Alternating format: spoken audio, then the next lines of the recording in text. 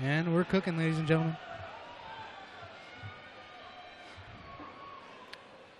Brian Murphy throwing out already. Tim Johnson, the southpaw. Yeah, that's what I was going to say. I didn't realize he was a southpaw.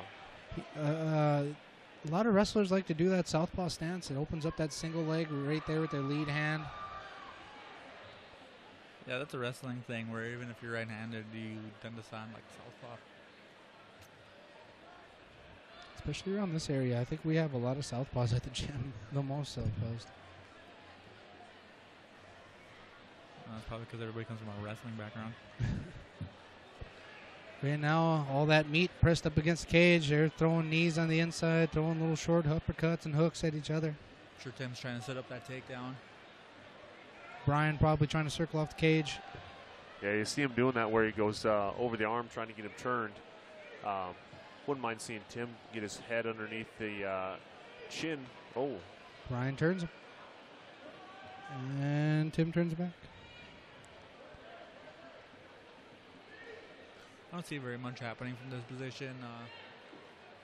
They need to take more risks. Tim needs to maybe drop down lower to get control of Brett's hips so he can get that takedown.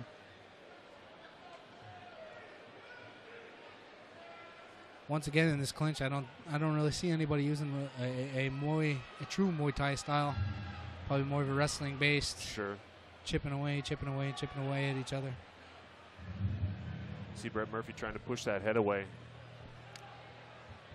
Get a little elbow in there, look maybe for those a knee. short elbows. It allowed Tim to get a little bit lower though in that stance, maybe able to suck in those hips or the hip of Brett Murphy. But Brett still got that underhook though, so only lost it now.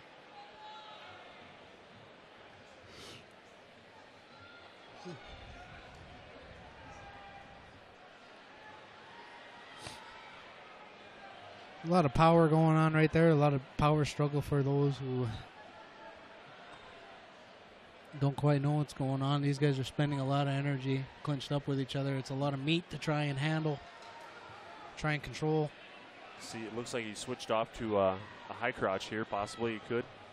No, he's going for the double. Went for the double, almost got Brad down. Murphy got away with a little grab of the cage. Big takedown by Tim Johnson. That's a good pancake.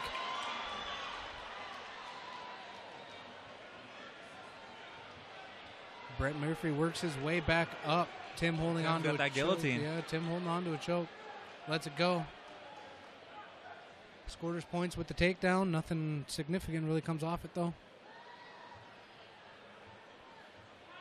Like he's still maintaining control, though, and keeping Brett pressed up against the cage the majority of the time.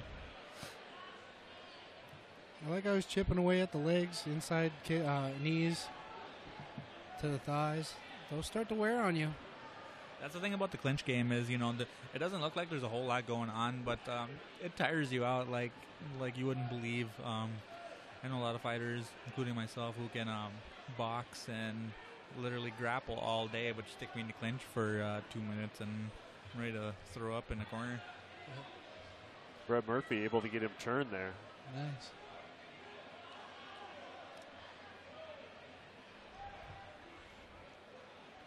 You think Brett's strategy would be to break off and try and create some distance, land big shots again? Just seem...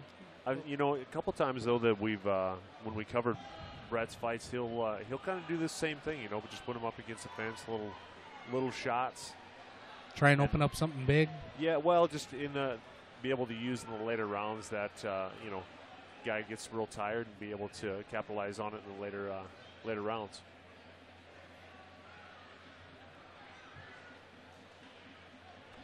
You see corner of Brett Murphy asking for him to go around the face of Tim Johnson and rip it over.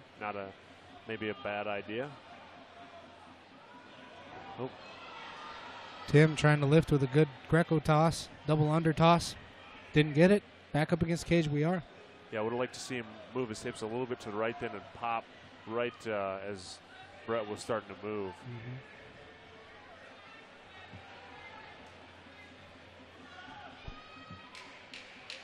10 seconds left.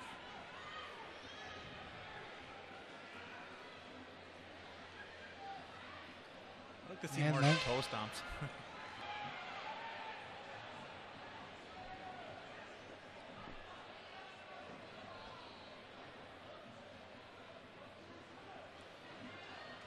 Tim has been working on his kicks. We'll see if we see him. Ooh, nice little It's something I wouldn't. right hook there.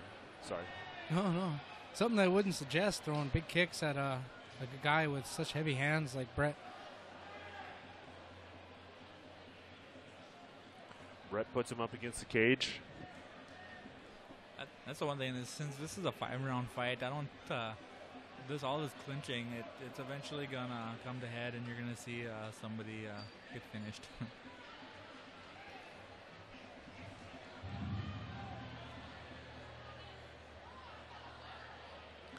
Tim getting really low there for that takedown.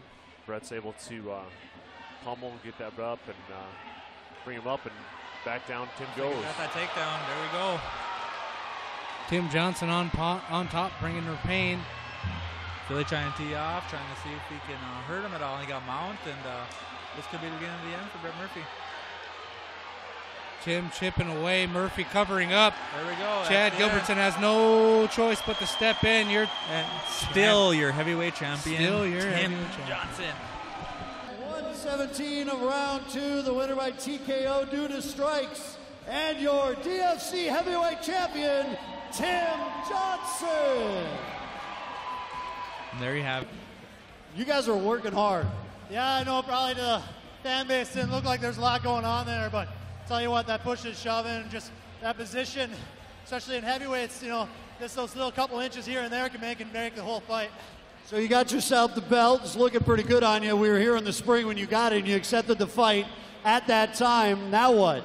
Now I'm just going to keep options open and keep, just like I said last time I won it, I'm like, Brett's a heck of a fighter.